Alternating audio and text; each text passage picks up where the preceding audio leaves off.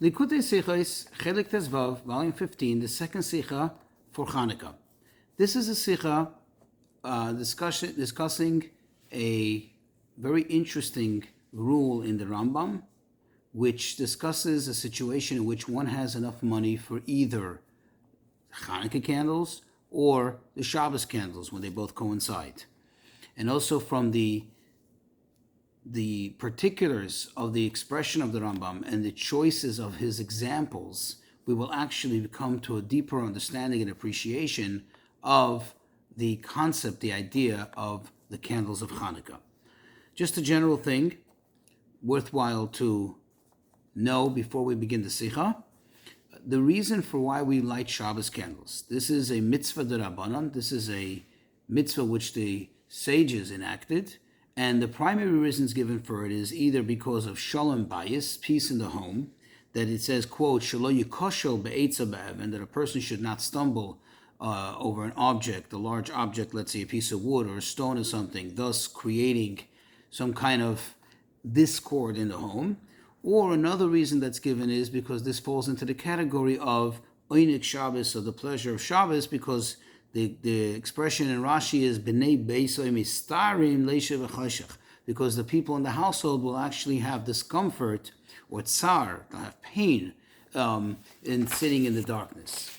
Another thing which we should be familiar with is the concept of erasing God's name for the purpose of ascertaining the status and clarifying the situation with the saitov. If there's a wayward woman and it's not clear exactly if something unclean has transpired, so the Torah says that you take a parchment, a scroll, and you write down the verses as dictated in the Torah, which includes writing Hashem's holy name, and then later, after it dries, that gets scratched off, that gets scraped off, erased, that is, into a cup of water, which she has to drink, and that does the checking, so to speak, of this woman.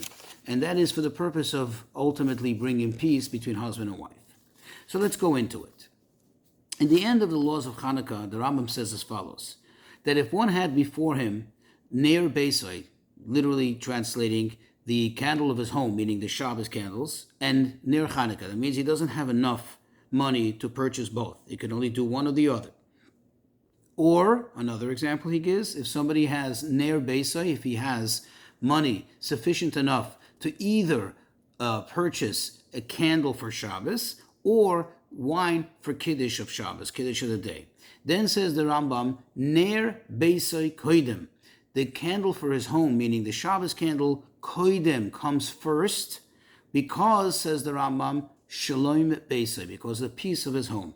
And then he continues and he says, because we see that God's name was erased in order to bring peace between husband and wife. And then he continues and he says, moreover, great is the peace, quote, that the entire Torah was given to bring peace into the world. As it says, that all its ways are ways of pleasantness and all its paths are paths of peace, referring to the Torah. Now, the source for the Rambam's words is actually in the Gemara. The Gemara in Masechah Shabbos, which it says over there, Ner Beisai Adif Mishum Shloim Beisai, that the candle of Shabbos, the candle of his home, is Adif, takes priority, is greater because of this idea of Shalom Beisai. So now we have to understand, there are many questions that the Rebbe asks here. Number one, what forced the Rambam exactly to add this whole explanation that the name of Hashem is erased to bring peace, and so on and so forth. And then he goes even more, and he adds another thing, this whole idea that the Torah was given to bring peace in the world. In other words, why wouldn't it be sufficient to just say that the reason why the candle of Shabbos takes first place over the Chanukah candles is because it brings peace? Why isn't it sufficient to just leave it at that? Another thing that needs to be understood, when he brings this proof, he backs it up with saying that you erase God's name in order to bring peace. It seems like he's comparing oranges and apples. I mean, bringing peace between husband and wife is actually a very, very, very heavy thing. This is a very big thing. This is an extremely important objective. To prevent a divorce, to prevent the disruption of family life, to encourage and to bring about a continuum of this family life and thus the offspring that would come from it. How can you say how can you compare it to the candles of Chanukah? How can we bring from that a proof for the Chanukah candles that that Shabbos candles takes priority, comes first before Chanukah candles? It seems like one has, this has great severity. This carries great weight over the Shabbos candles, which is just merely another mitzvah of bringing light into home. That's one question. The second question is, why in the Gemara, in the Talmud, in other words, in the source from where the Rambam brings it, these two things about the contrast between the Shabbos candle and the Chanukah candle, and then the contrast between the Shabbos candle and the Kiddush of Shabbos, are actually brought in two separate stanzas. Whereas the Rambam bunches it all together. He bundles it all together and he brings it in the same statement, in the same sentence, as if they were one thing. We need to understand, why is that? And another thing is, although it may seem like just a minor nuance, but perhaps this is something telling.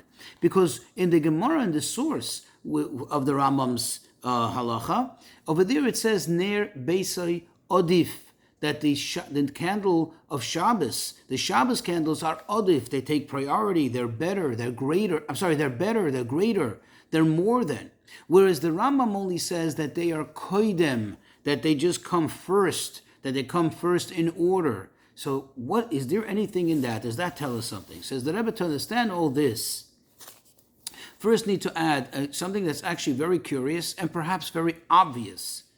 Why in the first place is this discussion taking place in Hilchas Chanukah, in the laws of Chanukah? It would seem more appropriate for this halacha, for the whole entire din, to appear in Hilchas Shabbos, in the section in the Rambam which discusses the laws of Shabbos. Not in Hilchas Chanukah, not in the laws of Chanukah. And interestingly, not only does the Rambam bring it here and discuss it at length, he doesn't even make a mention of it at all in the laws of Shabbos. Why would he do this? The answer is because the Rambam himself, in the laws of Shabbos, he actually explains, in other words, his opinion is that what is really the premise, what is the reason for the institution of Shabbos candles? He says because it's Bechlal Oinik Shabbos. It fits into the category, it falls into the category, that is, of the one has to have pleasure on Shabbos. Or he also says an expression of this contributes to the, quote, honor of Shabbos, which is in the same category. So he doesn't mention at all the whole idea of it bringing peace in the home. That's true that it does bring peace in the home, but that is not the essential reason. This is not, so to speak, the status, the essence of the mitzvah, according to the Rambam.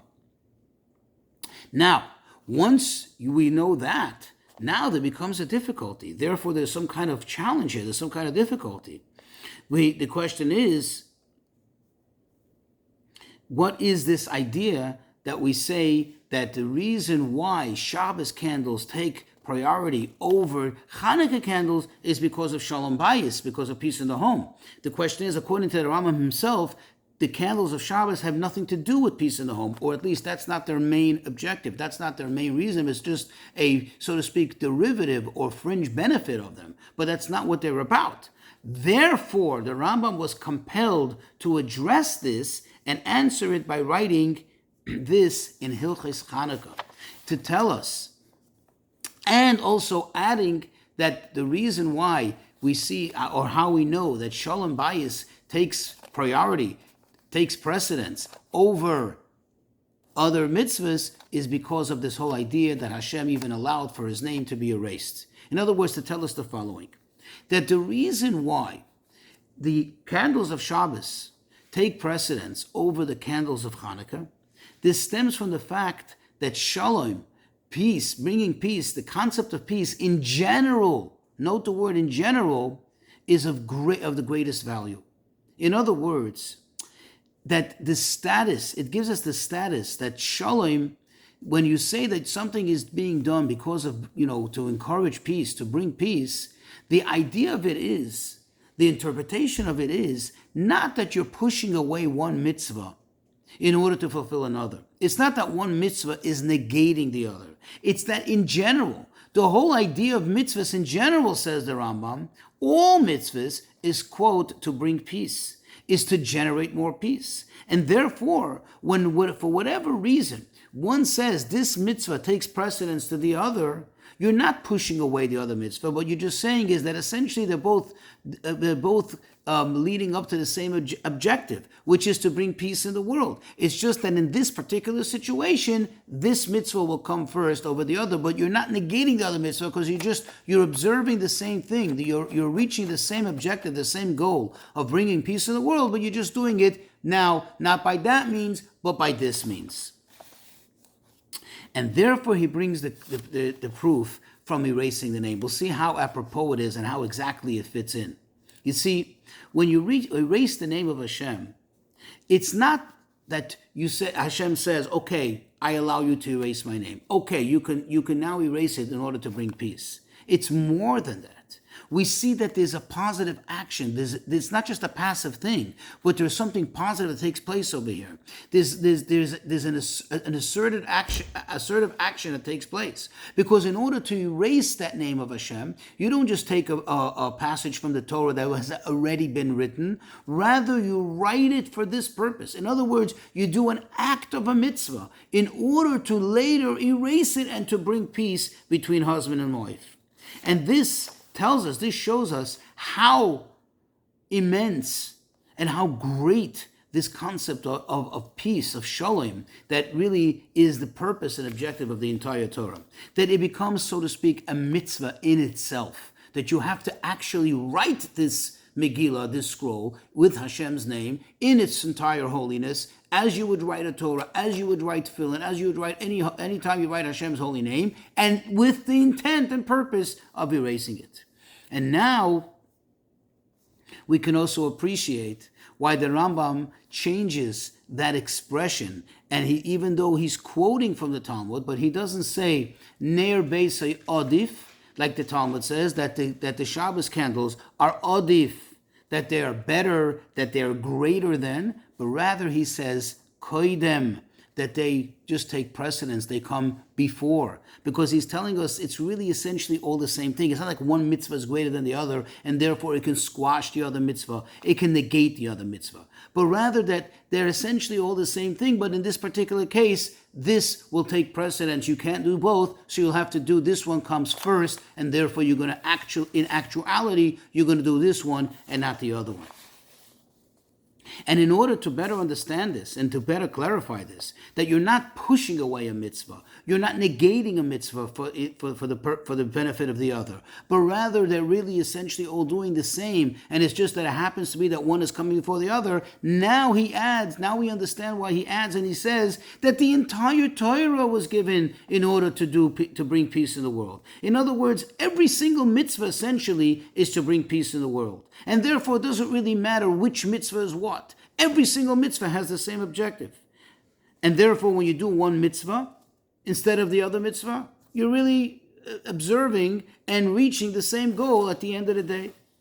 And now we can understand also why he puts in the concept of the contrast between the candles of Shabbos and the Kiddush in the same stanza. Because it's not two separate things. It's not for two separate reasons that the candles of Shabbos come first. It actually fits into the whole discussion. This is all one and the same concept. Again, back to the point that any mitzvah that needs to be pushed away because of Ner Shabbos, because of the candles of Shabbos, again, it's not pshat that you're pushing away a mitzvah, that you're negating a mitzvah. It all fits into the same idea that they're all about bringing peace in the world. And in this case, you're going to bring peace in the world, not by making Kiddush or not by lighting Chanukah candles, but you're going to do it by lighting Shabbos candles. And now we have a better appreciation why the Rambam wrote it in Hilchas Chanukah. Because the whole idea of Chanukah is not just another individual mitzvah. It's not just another particular mitzvah, another one of the many, many mitzvahs in the Torah. But rather, the whole story of Chanukah actually connects to the general idea of Torah, to the whole purpose to the whole concept of Torah. Why? Because the Rambam in the beginning of Hilchos Chanukah, in describing the events that led up to the miracle and what we are celebrating exactly, in other words, he wants us to know that when we light our Chanukah candles and when we say Al Hanisim, we need to be aware of, we need to understand what we're celebrating. The Rambam goes into detail and explains to us that the issue was that the enemies were trying to undermine, they were trying to cut down, they were trying to abolish the entire Torah and the entire religion. And therefore, Chanukah is a very, very general concept when it comes to Torah, and it connects to the general concept of Torah, which is peace. So here we get expressed that all mitzvahs are essentially one theme, one idea, and Chanukah is not just another one of them, but Chanukah in general represents all of them, because Chanukah is what defended all of them and what brought about the continuance of observance of all of them. So now we can understand from all of this that there is a special connection between the concept of shalom and peace and Chanukah. And we'll understand it by looking in general at mitzvahs. When you look at mitzvahs, because we said the whole purpose of mitzvahs is peace. In general, mitzvahs can be divided in two categories. You have the positive and you have the negative.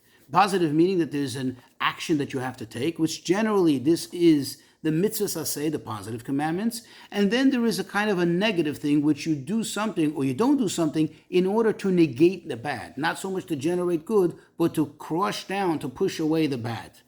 If we look on Shabbos versus Chanukah, Shabbos really is a very positive thing. Shabbos is a kind of positive commandment. Although it has many aspects of it, if not, in fact, most aspects of it seem to be in the category of the negative commandments, not to do this, not to do that, all the 39 tasks and all the derivatives, that's true. But the main idea of Shabbos, the main concept of Shabbos is to rest on Shabbos, to observe Shabbos, which is a positive thing, to bring about the calmness, the restfulness of Shabbos. Whereas Chanukah, although it has certainly a very positive aspect to it, especially considering that Chanukah, you have to publicize the miracle. There's a positive aspect to it that you have to light the candles and make sure that they're seen and make sure that everybody is aware and knows of the miracles that took place. But yet, the whole idea of Chanukah came about as in an act of negativity to negate the enemy, as the Rambam himself explains, to crush down the enemy, to bring down the enemy, and thus to save Torah and its observance. Now we can appreciate. Therefore, when it comes to the question, to the issue, which one shall come first, which one over the other, which is Shabbos versus Chanukah, candles of Shabbos versus candles of Chanukah, there we can understand that since in actuality, Shabbos is ultimately, essentially of the positive nature, and it brings peace, although Chanukah also brings peace, but it's essentially still of the, so to speak, the negative nature. Therefore, in this case, Shabbos will actually take priority. Shabbos will come first. And this is where he brings the proof. Again, we go back to the erasing of the name, because it's not just about erasing the name, which is an act of negativity, so to speak, but it's actually something that starts before that, which is an act of positiveness, of a positive writing the name of Hashem in order to erase it. In other words, the writing really essentially is what sets in motion this positive action to later bring about peace. And then he adds, of course, that the entire Torah is there really to bring peace in the world. That, in other words, what he is saying with that is that the Torah is not just there to generate just more godly energy and holiness in the world, but it's actually there to bring peace in the world. What peace is referring to? What kind of peace do you need? Well, think about it. There's really a constant struggle, so to speak, a constant debate in existence. Because on the one hand, you have the Torah, you have Hashem, you have holiness, you have the fact that Hashem runs the world. But on the other hand, when you look at the world, it seems to negate it. There seems to be a struggle here. The world conceals godliness. The world does not allow us to see godliness. And in fact, the world has so many aspects of it in which you can actually use to, God forbid, argue against godliness. And therefore, what is the Torah here? The Torah is here to bring shalom, to bring peace. By us doing Torah mitzvahs, we actually reveal godliness into the world, thus bringing peace. Peace you need when you have two opposites. When you have when you have one opinion, you don't need peace. When you have two negating opinions, you have two opposite forces, that's when you need to bring them together and make peace. So over here too, so to speak, the entire Torah is here to bring peace. It's all a positive objective of bringing peace into the world, of bringing two things together, which although of course we see it in Chanukah, and this is what happened in Chanukah, but still when it comes to Chanukah versus Shabbos, then Shabbos has that aspect more than Chanukah, and therefore the Shabbos candles come first before the Chanukah candles. Now the Rebbe says that's just an actual directive, understandably from this whole discussion, that if the entire year there is a need, there's a virtue in encouraging women, and especially women, but also, women and young children, young girls who are of age that are able to make a blessing on the candles, to light Shabbos candles, says the Rebbe, how much more so when it comes to Chanukah. The Shabbos and Chanukah especially, there's a special virtue in encouraging them to do so, because we see over here from the Rambam that there's a special connection, as we just explained, between Chanukah and Shabbos, the candles of Chanukah and the candles of Shabbos. Just note that this Sicha was said in the time, in that era, when the Rebbe was very strongly pushing this initiative, which at the time was an initiative of Miftzah Neshek, of the campaign of encouraging Jewish women and daughters, young girls, to light Shabbos candles.